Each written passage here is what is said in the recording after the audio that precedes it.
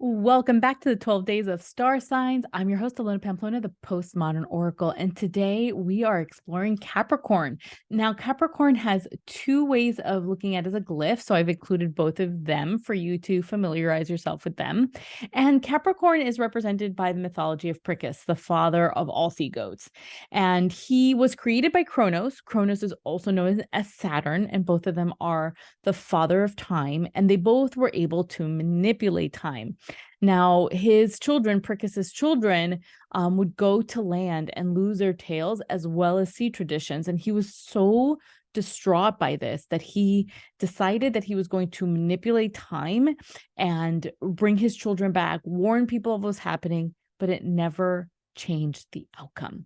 So he got to a moment where he was committed to preserving tradition, but he just allowed people and his children to play out their karma as it was supposed to be. He realized he couldn't change it.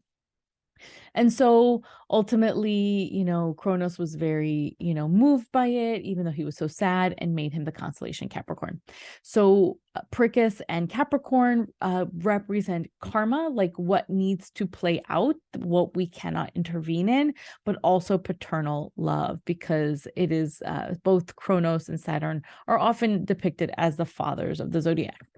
Now, when we look at the elements and the qualities that associate with Capricorn, we have Earth, which is measured, grounded, practical, really makes sense with Prickis trying to go back and really be practical and figure out ways to support what his vision was.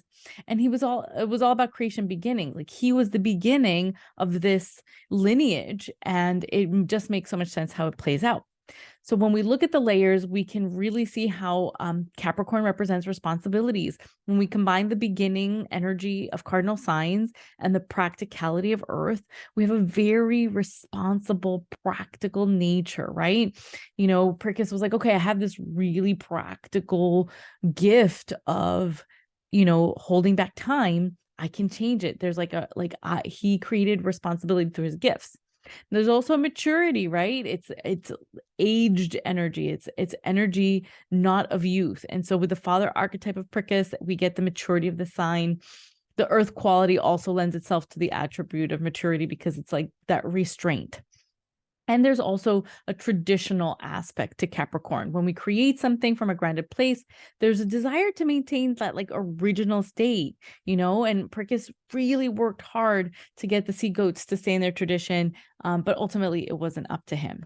So when we look at our charts, the way it applies to us is we go around and we find the symbol. Now you see the symbol looks a little bit different, but ultimately, because it does kind of look like that little tail, that little swig at the bottom, in all of the interpretations represent the sea goat nature. And so I happen to have it in my second house. I have an empty second house. I have no planets in Capricorn. And so, the traditional rules, I can observe them, but I don't necessarily am fixed to them because there are no planets specifically playing out for me in that way. And it doesn't land in any house. So as an empty house, I don't have to worry. I've cleared that in the past. And I just get to, for example, in my second house, my house of money, when I have questions about it, I can go and look at what are some of the traditional values. How am I being responsible with it to get some insight? Now, if you have questions, you can always email me, ilona@ilonapamplona.com. I am excited to share the second to last one of this series. Tomorrow, we will be diving into Aquarius.